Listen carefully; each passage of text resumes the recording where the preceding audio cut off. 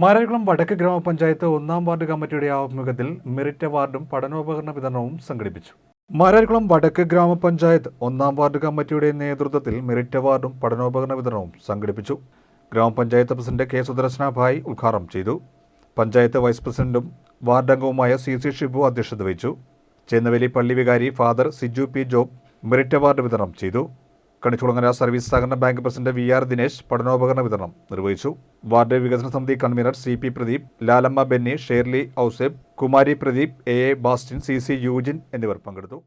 ആ സൗഹൃദത്തിൽ നിന്ന് കിട്ടുന്ന നല്ല കാര്യങ്ങൾ നമുക്ക് സ്വീകരിക്കാം, പക്ഷേ എപ്പോഴും അത് രക്ഷിതാക്കളോട് കൂടി ആലോചിച്ചിട്ടായിരിക്കണം എന്നുള്ള ഒരു കാര്യം നമ്മുടെ ഇവിടെ ഇരിക്കുന്ന കുട്ടികൾ ഓർമ്മിക്കുക.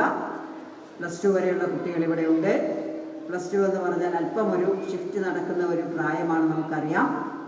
അതുകൊണ്ട് തന്നെ ഈ ലഹരി കൊണ്ടുണ്ടാകുന്ന അഡിക്ഷനേക്കാൾ അതിനെ ഡി അഡിക്ഷൻ സെൻ്ററിൽ കൊണ്ടുപോയി ചികിത്സ നടത്തി നമുക്ക് വേണമെങ്കിൽ രക്ഷിക്കാം.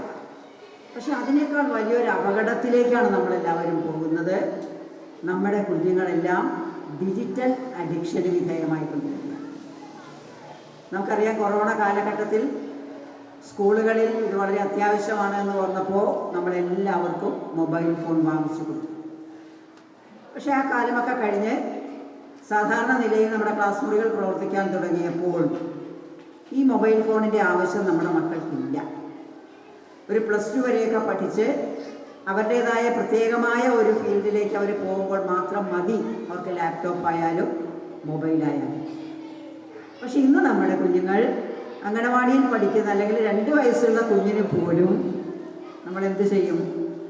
നമുക്ക് സ്വസ്ഥമാകാൻ വേണ്ടി, മുതിർന്നവർക്ക് സ്വസ്ഥമാകാൻ വേണ്ടി മൊബൈൽ കയ്യിൽ കൊടുക്കും.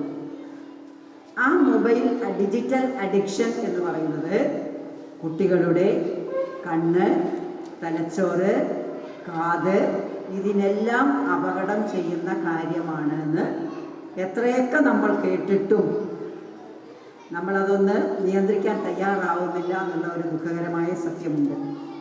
ആ മൊബൈൽ ഡിജിറ്റൽ അഡിക്ഷന് വിധേയമാകുന്ന കുട്ടിയെ ഒരു കാര്യത്തിലും ചികിത്സിക്കാൻ പറ്റില്ല.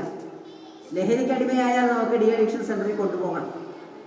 പക്ഷേ ഡിജിറ്റൽ അഡിക്ഷന് വിധേയമായി കഴിഞ്ഞാൽ കുട്ടികൾ വല്ലാതെ വയലൻ്റ് ആവുകയാണ്. നിങ്ങൾക്ക് തന്നെ വീട്ടിലറിയാം, കൊച്ചുകുട്ടികൾ മൊബൈൽ കൊടുത്തില്ല എന്നുള്ളതിൻ്റെ പേരിൽ അവൻ വല്ലാതെ വയലൻ്റ് ആവും. അച്ഛനെ ഉപദ്രവിക്കാൻ തുടങ്ങും, അമ്മയെ ഉപദ്രവിക്കാൻ തുടങ്ങും, മുതിർന്നവരെ ഉപദ്രവിക്കാൻ തുടങ്ങും. എന്തുകൊണ്ടാണ്? മൊബൈൽ പ്രശ്നം, ഫോണിൻ്റെ പ്രശ്നം.